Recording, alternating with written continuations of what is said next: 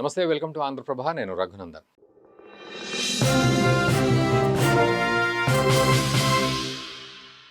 So America అధ్యక్షుడు Donald Trump విపరీతమైన సుంకాల గురించే మాట్లాడుతూ ఉన్నారు.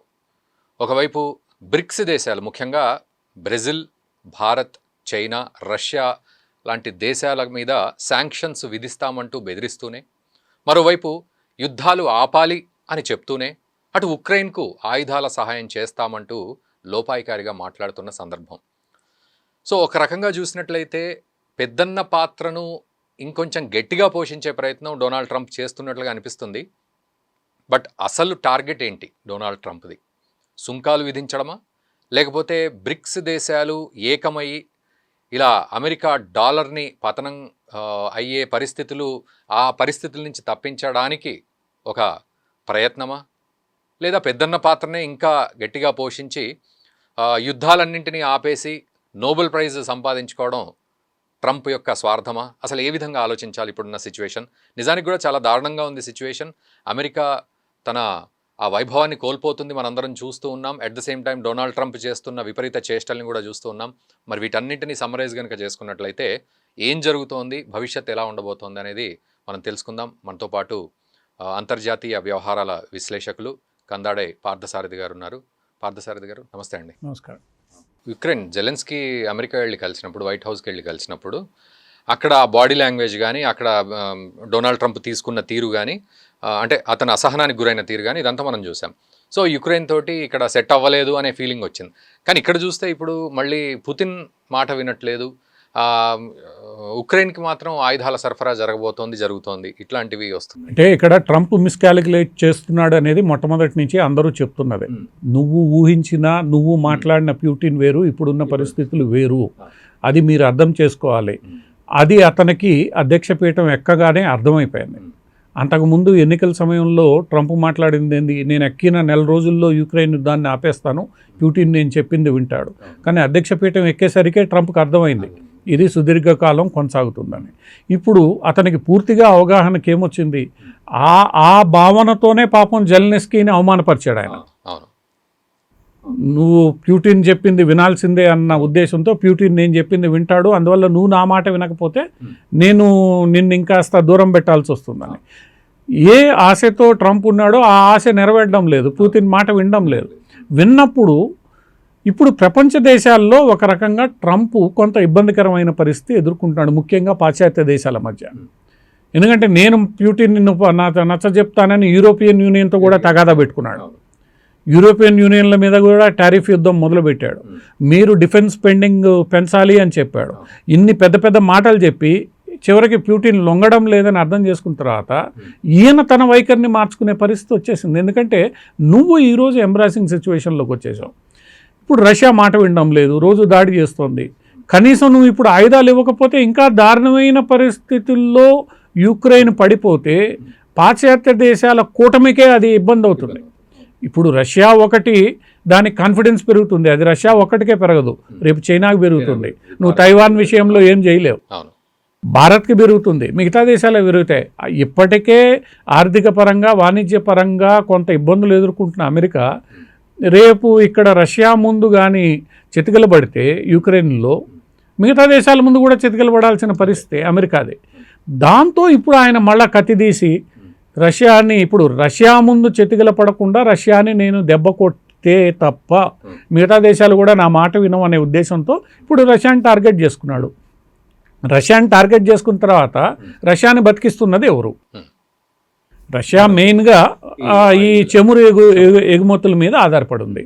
ఆ చమురు ఎగుమతులు, చమురు కానీ సహజవాయువు కానీ ఎవరికి రష్యా సరఫరా చేస్తోంది? చైనా అండ్ భారత్ ఉంది. ఇక్కడ రెండు గ్రూపులకి అది సరఫరా చేస్తోంది. మొదటి గ్రూపు మీరు చెప్పినట్లు చైనా భారత్కి సరఫరా చేస్తోంది. రెండవ గ్రూపు యూరోపియన్ దేశాలకు కూడా సరఫరా చేస్తోంది. ఎందుకంటే భారతీయ విదేశాంగ శాఖ మంత్రి పలు సందర్భాల్లో చెప్పింది ఏంది, నువ్వు నాకు నీతి చెప్పేటప్పుడు నువ్వేం చేస్తున్నావు గ్రహించుకో. నేను కొంటున్న దానికి 4 రెట్లు మీరు కొంటున్నారు రష్యా నుంచి, అంటే మీరు ఫండ్ చేయట్లేదా యుద్ధాన్ని అని.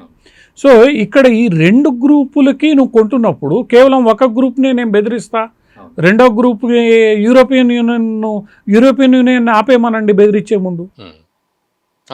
ఆబ్వియస్గా అంతే కదా సార్. అది చెప్పకుండా నువ్వు కేవలం భారత్ చైనాల మీద నేను ఒత్తిడి తీసుకొస్తా, రష్యా ఆయిల్ కొన్న వీళ్ళందరి మీద నేను ఆంక్షలు విధిస్తా, టారిఫ్లు విధిస్తానంటే నిన్న జయశంకర్ గారు అన్నది కూడా డబుల్ స్టాండర్డ్స్ అనేది ద్వంద్వ వైఖరి పనికిరాదు.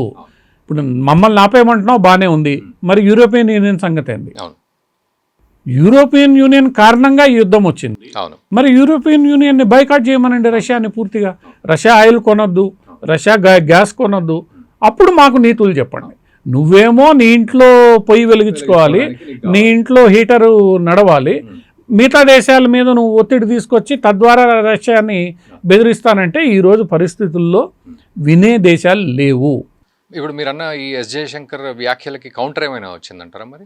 కౌంటర్ ఆయన నిన్న మాట్లాడుతూ డొనాల్డ్ ట్రంప్ మాట్లాడుతూ ఏమంటాడు, ఈ బ్రిక్స్ దేశాలు ఏదో చేయాలని చూస్తే బ్రిక్స్ సంగతి చూస్తా నేను, ఈ బ్రిక్స్ దేశాలు రష్యాకి సహాయపడుతున్నాయి, అంతేకాకుండా డాలర్ ఆధిపత్యాన్ని కూడా అడ్డుకునే ప్రయత్నం చేస్తున్నాయి, అందువల్ల బ్రిక్స్ దేశాలని వదిలిపెట్టే పరిస్థితి లేదు.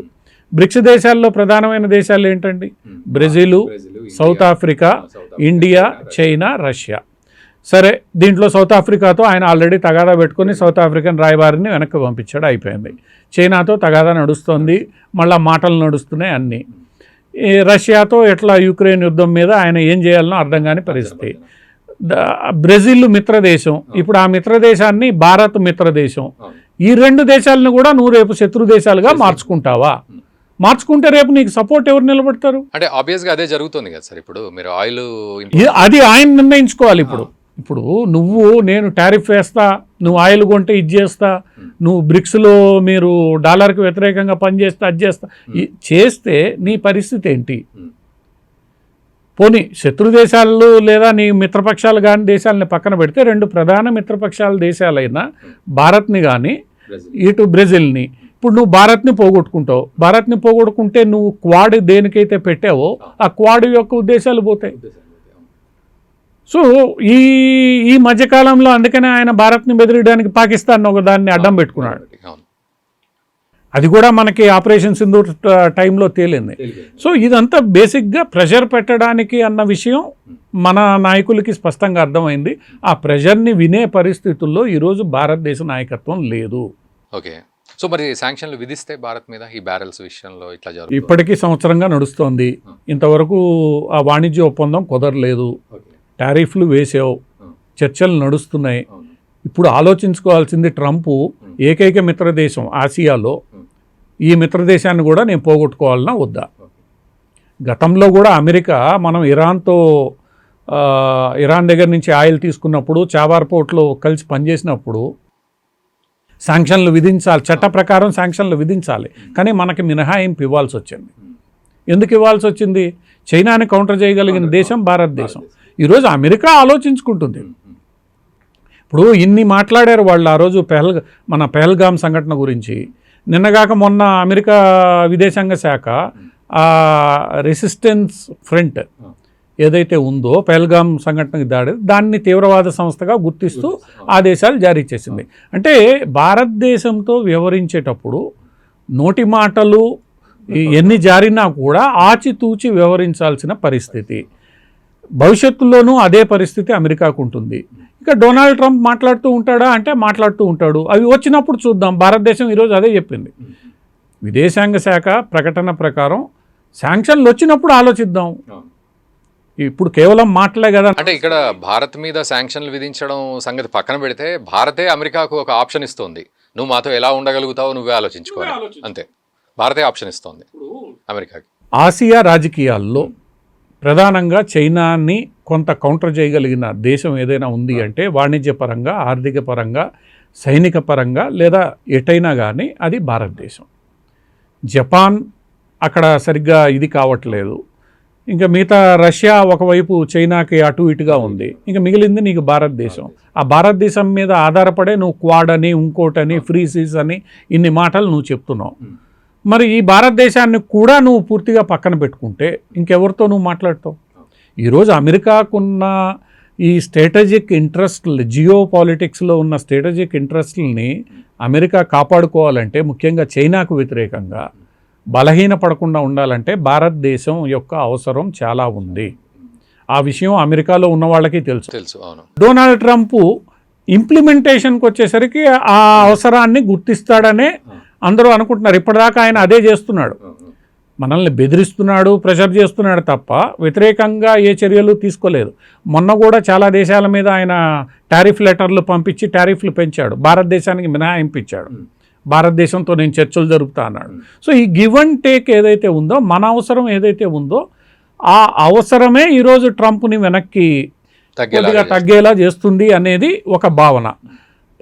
మొత్తం ప్రపంచ రాజకీయాల్ని, జియో పాలిటిక్స్ని మనం విశ్లేషణ చేసుకుంటే అదే కరెక్ట్ ఏమో. అందువల్లే అమెరికా బైడెన్ టైంలో కూడా మనల్ని ఇబ్బంది పెట్టడానికి ఒకవైపు బంగ్లాదేశ్లో చిచ్చు పెడుతూనే మళ్ళీ మనతో సఖ్యతగా ఉండే ప్రయత్నం, అంటే మనల్ని ప్రెషర్ చేయడము, అట్లని లొంగకపోతే ఇది చేసుకొని లేకపోతే మిత్రత్వం చేసే ప్రయత్నం చేయడము. అందువల్ల ఇది కొనసాగుతూనే ఉంటుంది. అమెరికాతో మనకి పుష్ అండ్ పుల్ వ్యవహారం కొనసాగుతూ ఉంటుంది. వాస్తవ రూపానికి వచ్చినప్పుడు అప్పుడు భారతదేశం ఏం చేయాలి, ఎందుకంటే భారతదేశం యొక్క అవసరాలు ఇక్కడ చాలా ఇంపార్టెంట్. ఆ అవసరాలు తీర్చుకునే ప్రయత్నం భారతదేశం చేస్తుంది. ఈరోజు ఇరాన్ నుంచి తీసుకోవడానికి లేదు, రష్యా నుంచి తీసుకోవడానికి లేదు. నువ్వు ఎక్కడి నుంచి ఇప్పిస్తావో చెప్పు. జయశంకర్ గారు అడిగింది కూడా అదే, నాకు ఎక్కడి నుంచి ఇప్పిస్తావో చెప్పు. అది చెప్పకపోతే నా దేశం ఇబ్బందుల్లోకి వస్తుంది, నేను ఇబ్బందుల్లోకి పోతే నీకే నష్టం. అంటే ఇక్కడ ఇంకో మాట అన్నారు, దాదాపు 27 దేశాల నుంచి మొదలు పెడితే 48 దేశాల వరకు ఇప్పుడు మనం ఆయిల్ తీసుకోవడం ఇవన్నీ చేసుకుంటున్నాము అని ఒక మాట వినబడింది. సో మనకంటే రష్యా నుంచి తీసుకోవడం అనేది చాలా ప్రిఫరబుల్ అవుతుందా ఇక్కడ మనకు కూడా? ప్రిఫరబుల్ ఏం లేదు, ఇప్పుడు నెమ్మదిగా మన వాళ్ళు డైవర్సిఫై చేసుకుంటారు. కానీ నువ్వు చెప్పంగానే నేను ఆపలేను కదా, నాకు నువ్వు ఆల్టర్నేటివ్ చెప్పాలి, నేను ఆల్టర్నేటివ్ చూసుకోవాలి. సో డిప్లొమాటిక్ గా జరగాలి, గివ్ అండ్ టేక్ రిలేషన్షిప్ జరగాలి. నువ్వు చెప్పంగానే నేను వినాలి అని ఏం లేదు. ఇరాన్ నుంచో గయానా నుంచో. రెండోది, నాకు ఈ రోజు రష్యాని నేను ఒక్కసారిగా పక్కన పెట్టలేదు. నా దగ్గర ఉన్న యుద్ధ విమానాలు రష్యావి, నా దగ్గర ఉన్న రకరకాల ఆయుధాలు రష్యావి. అందువల్ల రష్యాని నేను పక్కన ఒక్కసారిగా పెట్టలేను. అది S-400 మనం కొనుక్కున్నప్పుడే మన మీద శాంక్షన్లు వేస్తానన్న అమెరికా వెనక్కి తగ్గింది. ఎందుకంటే భారతదేశం యొక్క అవసరాలు, చైనాకి ఎగనెస్ట్ గా భారతదేశం అవసరాలు అమెరికాకి తెలుసు. అందువల్ల ఏంటంటే ఈ డొనాల్డ్ ట్రంప్ ప్రెషర్ పెడుతూ ఉంటాడు ఒకవైపు, రెండో వైపు మన వాళ్ళు మాట్లాడుతూ ఉంటారు. గట్టి చర్యలు ఉంటాయని అయితే నేను అనుకోను. సో శాంక్షన్లు విధించడం అనేది జరిగే పని, మాటలు నడుస్తూ ఉంటాయి. ఇవి ఎంత దూరం వెళ్తాయి? ఈ ఒక రకంగా ప్యూటిన్ మీద ప్రెషర్ పెట్టడానికి, మనల్ని కూడా ప్యూటిన్ మీద ప్రెషర్ పెట్టేలా రెచ్చగొట్టడానికి తప్ప ఇంకా అంతకుమించి దీనివల్ల జరిగేది లేదు. ఒరిగేది కూడా పెద్దగా ఏముండదు. మనల్ని పోగొట్టుకుంటే అమెరికా ఏకాకి అయిపోతుంది. ఓకే, ఫైనల్గా ఒక చిన్న క్వశ్చన్ సార్. నోబెల్ ప్రైజ్ కోసము మీరు చేస్తున్నాడు డొనాల్డ్ ట్రంప్ అనేది ఒక వార్త నడుస్తుంది. ఏంటంటే అటు యుద్ధాలన్నీ నేనే ఆపుతున్నా అని చెప్పడం. ఆపమనండి, యుక్రెయిన్ రష్యా యుద్ధాన్ని ఆపేస్తే నిజంగా ఆయన నోబెల్ శాంతి బహుమతికి అర్హుడే కదా. ఇప్పుడు పాకిస్తాన్ భారతదేశం మధ్య యుద్ధాన్ని ఆపే అన్నాడు, ఇరాన్ ఇజ్రాయెల్ హమస్ ఈ గొడవని నేనే ఆపానన్నాడు. రష్యా యుక్రెయిన్ మధ్య ఆపమనండి, ఎవరు అడ్డం పడ్డం లేదు కదా. అది కానీ ఆయన నిజంగా చేయగలిగితే, అతను ఆశించినట్లు స్టిక్ అండ్ క్యారెట్ మెథడ్ వాడతాడా, తిడతాడా, ప్రెషర్ పెడతాడా, ఏం చేస్తాడో, ఆయన ఏమైనా చేసి గత 3 ఏళ్లుగా నలుగుతున్న ఈ రష్యా యుక్రెయిన్ యుద్ధాన్ని కానీ ట్రంప్ ఆపగలిగితే నిజంగా రూడే. నువ్వు దానికి ఎంత, ఇప్పుడు ఆయన చేస్తున్న ప్రయత్నం అంతా అదే. దాన్ని నేను ఆపగలిగితే నిజంగా నాకు కూడా మంచి పేరు వస్తుంది అనేది ట్రంప్ యొక్క, ఎందుకంటే ఇది చివరి అవకాశం ఆయనకి అధ్యక్షుడిగా. సో ట్రంప్కి కూడా మంచి పేరు వస్తుంది అన్న భావన ఆయనలోనూ ఉంది. కానీ అది ఎట్లా ఆపాలి అనేది ఇప్పుడు ఆయన ముందున్న పెద్ద ప్రశ్న. ప్యూటిన్ని ఎలా నేను కంట్రోల్ చేయాలి అన్నది పెద్ద ప్రశ్న. ఇప్పుడు ప్యూటిన్ కంట్రోల్ కావట్లేదు, కానప్పుడు ఏం చేయాలి? ఇప్పుడు మల్టిపుల్ ఆప్షన్స్ వెతికే ప్రయత్నం చేస్తున్నారు. మరి విజయం సాధించితే మంచిదే, ప్రపంచానికి కూడా మంచిదే. Thank you very much sir. Thank you. So అది పరిస్థితి. మొత్తానికి రష్యా ఉక్రెయిన్ మధ్య యుద్ధాన్ని ఆపే ప్రయత్నం జరిగితే, అది గనక సక్సెస్ అవుతే, అది కూడా డొనాల్డ్ ట్రంప్ ద్వారా గనక జరిగితే, అప్పుడు నోబెల్ ప్రైజ్కి నిజంగానే అర్హుడా అనే ఆలోచన చేయొచ్చు. కానీ బట్ ఈలోపే ఇటువంటి వ్యూహాత్మకంగా అడుగులు వేస్తూ శాంక్షన్స్ విధిస్తామని చెప్పడంతో ఏ దేశం కూడా అమెరికా మాట వినే పరిస్థితుల్లో లేదు. ఎవరికి వాళ్ళ దేశం ముఖ్యం అన్నట్టుగా అడుగులు వేస్తూ ముందుకెళ్తున్నారు. మరి చూద్దాం ఇదంతా కూడా, ఈ కాన్సిక్వెన్సెస్ అన్నీ కూడా ఎటు దారితీసి ఎటువంటి రిజల్ట్కి దారితీస్తాయనేది మనం కూడా వేచి చూద్దాం. వీలైతే ఈ వీడియోని మీ మిత్రులకు కూడా షేర్ చేయండి. అండ్ ఈ వీడియో మీద మీ అవగాహనను కూడా కామెంట్ రూపంలో మాకు తెలియజేయండి. Thank you very much.